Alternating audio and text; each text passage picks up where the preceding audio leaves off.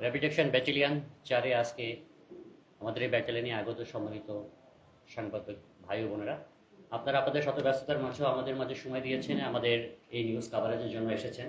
আপনাদেরকে আমাদের র্যাবের পক্ষ থেকে, র্যাপিড অ্যাকশন ব্যাটালিয়ন 4-এর পক্ষ থেকে জানাচ্ছি আন্তরিক ধন্যবাদ এবং কৃতজ্ঞতা জ্ঞাপন করছি।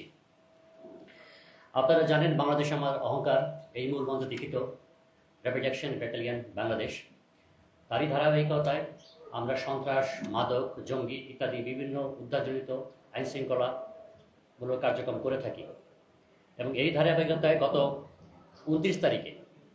29শে অক্টোবর আমরা একটা অভিযান পরিচালনা করি। এই অভিযান পরিচালনা করে আমরা 4 বছরে একটা কন্যা শিশু অপহরণপূর্বক উদ্ধার এবং এই অপহরণের সঙ্গে সরাসরি জড়িত 3 জনকে আমরা গ্রেপ্তার করি। এই 3 জন হচ্ছেন স্বপন সর্দার, আছেন মোসাম্মদ বিউটি বেগম এবং মোসাম্মদ নার্গিস বেগম। তো পুরো আমাদের এই উদ্ধার অভিযানটা ছিল অত্যন্ত চাঞ্চল্যকর এবং লোমহর্ষকর। আমি ব্যক্তিগতভাবে এই অভিযান আমাদের সম্মানিত ডিজি মহোদয়, সম্মানিত এডিজি অফিস মহোদয় এবং আমাদের সম্মানিত কমান্ডিং অফিসার স্যারের সার্বিক দিক নির্দেশনায় এবং সহযোগিতায় আমরা এই অভিযানটা পরিচালনা করি। আমরা এটা ঢাকা আমাদের মিরপুর ডিভিশন এবং সেই সাথে ঢাকা জেলার কয়েকটা জায়গায় আমরা অভিযান পরিচালনা করে আমরা এদেরকে গ্রেপ্তার করতে এবং আমাদের ভিকটিম উদ্ধার করি। আপনারা ইতিমধ্যে জেনেছেন, গত 23 তারিখ, এই মাসের 23শে অক্টোবর সন্ধ্যা 7টা 20 মিনিটে মিরপুর 11 নম্বরে এখানে একটা বিউটি পার্লার আছে, চাঁদনি বিউটি পার্লার। সেই চাঁদনি বিউটি পার্লার থেকে আমাদের একটি মেয়ে, আমাদের এই কন্যা শিশু 4 বছরের, সে প্রাথমিকভাবে নিখোঁজ হয় এবং তার বাবা মা এই সংবাদের ভিত্তিতে তারা পল্লবী থানায় একটা নিখোঁজ জিডি করে। প্রাথমিকভাবে এটা নিখোঁজ হলেও পরবর্তীতে আমরা একই সাথে আমরা আমাদের র্যাবের কার্যক্রম শুরু করি। তো আপনারা ইতিমধ্যে জেনেছেন যে এই বাচ্চা মেয়েটা তার বয়স যখন 8 মাস তখন তার মা মারা যায় ক্যান্সারে। সে তার দাদা দাদির কাছে মানুষ এবং বাবা, যিনি এই জিডি এবং মামলার বাদী, সে কাপড়ের ব্যবসা করে এই মিরপুর 10-এ। তো নিখোঁজ জিডি সংবাদ প্রাপ্তির সাথে সাথে আমরা ঊর্ধ্বতন কর্তৃপক্ষের নির্দেশক্রমে আমরা আমাদের ছায়া তদন্ত শুরু করি এবং ছায়া তদন্তের এক পর্যায়ে আমাদের কাছে একটা ভিডিও ফুটেজ আসে, যে ভিডিও ফুটেজটা আমাদের জন্য খুবই টার্নিং পয়েন্ট ছিল। তো ভিডিও ফুটেজ দেখার সাথে সাথে আমরা যেটা পরিলক্ষিত করলাম, এটা কোনো নিখোঁজের ঘটনা নয়, কমপ্লিটলি একটা ফ্রেশ অপহরণের মামলা। এবং সেখানে আমরা স্পষ্ট দেখতে পাই বাচ্চা মেয়েটা খেলার জন্য সন্ধ্যা 7টা 20-এ বের হয় এবং বের হওয়ার পরে একটা লোক সে তার কাছে আসে, খুব ক্লোজলি আসে এবং সে, আমরা ভিডিও ফুটেজ আপনারা দেখতে পাবেন, তার নাকের কাছে সামান্য একটু হাত, না এটা সময়টা সেকেন্ডেরও কম, সাথে সাথে বাচ্চা মেয়েটা আবিষ্ট হয়ে যায় এবং আবিষ্ট সে তার হাত ধরে সে চলে যায়। সচরাচর একটা অচেনা মানুষ, আমাদের বাচ্চা শিশু যারা আছে তারা কিন্তু যাওয়ার কথা না এবং খুব স্বতঃস্ফূর্তভাবে চলে যাচ্ছে এবং মনে হচ্ছে যে সে তাকে অনেক দিন ধরে চিনে। তো এই ভিডিও ফুটেজটা পাওয়ার পরে আমরা আরও গভীরভাবে আমরা এটা আরও পর্যবেক্ষণ এবং তদন্ত শুরু করি এবং আমাদের লোকাল সোর্স নিয়োগ করি। লোকাল সোর্স নিয়োগ করার পরে আমরা প্রাথমিকভাবে আমাদের এখানে মিরপুর 11-তে আমাদের রংধনু কনভেনশন সেন্টার আছে, এই কনভেনশন সেন্টার থেকে আমরা এই যে অপহরণ মামলার যে প্রধান অর্গানাইজার এবং যে সরাসরি অংশগ্রহণ করেছে এই স্বপন সর্দারকে আমরা আমাদের হেফাজতে নেই এবং হেফাজতে নেওয়ার পর আমরা তাকে ব্যাপকভাবে জিজ্ঞাসাবাদ করি। জিজ্ঞাসাবাদে সে আমাদের জানায় ঘটনার সময় সে এবং আরও একজন ব্যক্তি এই মূল অপারেশনে জড়িত ছিল। তো প্রাথমিকভাবে আমরা তার নামও পেয়েছি, কিন্তু তাকে আমাদের হেফাজত নেওয়ার পরই সে লোক আত্মগোপন করে এবং তাকে আমাদের আইনের আওতানোর জন্য আমাদের কার্যক্রম অব্যাহত আছে। সে আরও জানায় যে এটা বাচ্চাটাকে অপহরণের পরে তার যে দ্বিতীয় স্ত্রী, নাম হচ্ছে বিউটি বেগম, সেই বাড়িতে সে নিয়ে যায়। এই বাড়িটা হচ্ছে মিরপুর 12-তে। তো তার তথ্যপত্রের ভিত্তিতে আমরা মিরপুর 12-তে ওই বাড়িতে অভিযান চালিয়ে তার স্ত্রীকে আমরা জিজ্ঞাসাবাদ করি এবং আমার হেফাজতে নিই।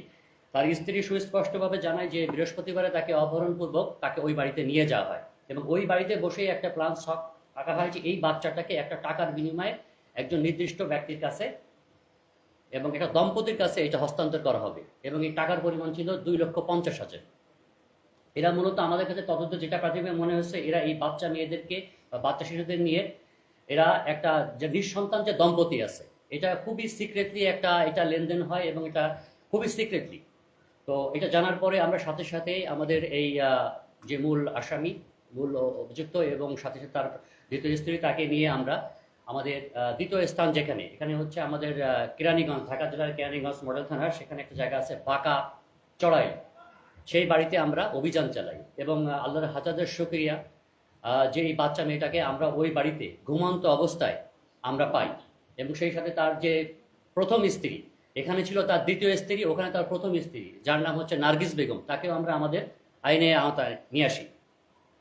এখানে খুব সুস্পষ্ট, এখানে ছিল তার প্রথম স্ত্রী, দ্বিতীয় স্ত্রী, ওখানে তার প্রথম স্ত্রী, কমপ্লিট একটা পারিবারিক বন্ডনেসে এই কাজগুলো করে যাচ্ছে। তাকেও আমরা একইভাবে জিজ্ঞাসাবাদ করি, জিজ্ঞাসাবাদ করার পরে সেও আমাদের কাছে স্বীকার করে যে তাকে বৃহস্পতিবারে এখানে অপহরণ করা হয় এবং শুক্রবারে এখানকার যেহেতু মূল জায়গা যেখানে অপহরণ হয়েছে এবং মিরপুর 11 এবং মিরপুর 12 এখানে ডিস্টেন্স খুবই কম এবং সবাই খোঁজাখুঁজি করতেছে, তারা এই জায়গাটাকে সিকিউর মনে করেনি, যার কারণে এই বাচ্চাটাকে নিয়ে তারা ক্যান্ডিগঞ্জে চলে গিয়েছে। তো ওখান থেকে আমরা ঘুমন্ত অবস্থা উদ্ধার করার পরে আমরা প্রয়োজনীয় আইনগত ব্যবস্থা গ্রহণ করি এবং আমরা এই অভিযুক্ত যারা তাদেরকে আমরা আমাদের র্যাব হেফাজতে নিয়ে আসি।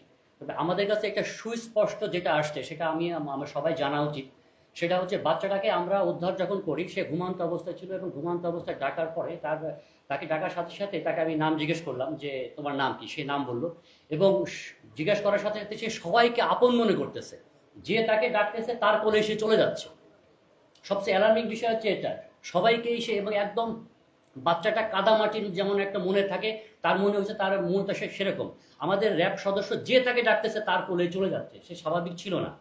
তো পরবর্তীতে আধা ঘন্টা পরে তার যেহেতু তার মা নেই, তার বাবা এই চাইছিল, তার চাচা গিয়েছে, চাচা যাওয়ার পরে সে হাউমাউ করে, তখন তার সেন্স ফিরে আসছে, চাচাকে দেখার পরে সে হাউমাউ করে কান্নাকাটি শুরু করছে। এটা কমপ্লিটলি আমাদের কাছে মনে হয়েছে যেটা হচ্ছে আবিষ্ট করে, আমরা সবাই জানি যে আসলে শয়তানের নিঃশ্বাস বা ডেভিল ব্রেথ বলে একটা বিষয় আছে, তো এটা আরো বেটার আমাদের এক্সপার্ট ওপিনিয়ন ওরা ভালো বলতে পারবে। তো আমাদের কাছে এটা প্রাথমিকভাবে একদম সুস্পষ্ট মনে হয়েছে বাচ্চাকে আবিষ্ট করে এই অপহরণটা করেছে এবং এটা সংঘবদ্ধ একটা চক্র এবং তারা আমাদের কাছে স্বীকার করেছে তারা একটা এই যে বাচ্চা অপহরণের যে সিন্ডিকেটটা ঢাকায় বিভিন্ন জায়গায় কাজ করে, তারা তাদের একটা সক্রিয় চক্র। এবং আরো একটা মজার বিষয় হচ্ছে এই বাচ্চা যখন তারা অপহরণ করেছে, জনেক ব্যক্তি তারা নিজেকে জিনের বাদশা বা হিসাবে তাকে ফোন দিয়েছে, ফোন দিয়ে বলতেছে এই ব্যাপার যে আপনার মেয়ের তো শরীর, এখানে বাচ্চা মেয়ের ওইখানে দাগ আছে, পায়ের সমস্যা আছে, তার মুখে একটু দাগ আছে, তখন বাবা মা বিশ্বাস করেছে যে বাদী এবং সে অনুযায়ী তাদেরকে বিভিন্নভাবে কিছু টাকা পয়সা প্রদান করেছে। অলরেডি আপনারা জানেন যে বাচ্চাকে উদ্ধার করে দিয়ে হবে। তো আমাদের কাছে প্রাথমিকভাবে মনে হচ্ছে এটা একটা সুস্পষ্ট এবং একটা সুপরিকল্পিত একটা সংঘবদ্ধ অপরাধ চক্র। তো আমি অ্যাজ এ এখানকার কোম্পানি কমান্ডার হিসাবে, র্যাবের সদস্য হিসেবে আমি সংশ্লিষ্ট, যেহেতু এটা অলরেডি আপনারা জানেন একটা মামলা হয়েছে, আমাদের মামলা নম্বর 57, আমাদের নারী শিশু নির্যাতন দমন আইনে আমাদের পল্লবী থানায় ইতিমধ্যে একটা মামলা হয়েছে। আমি সংশ্লিষ্ট আইও এবং আমাদের পুলিশ সদস্য যারা আছেন ওনাদেরকেও আমরা অনুরোধ করব এই মামলাটার গভীরে ঢুকে সঠিকভাবে তদন্ত করলে আমাদের মামলার সঙ্গে জড়িত এবং এই সিন্ডিকেটে জড়িত সবাইকে ইনশাল্লাহ গ্রেপ্তার হবে।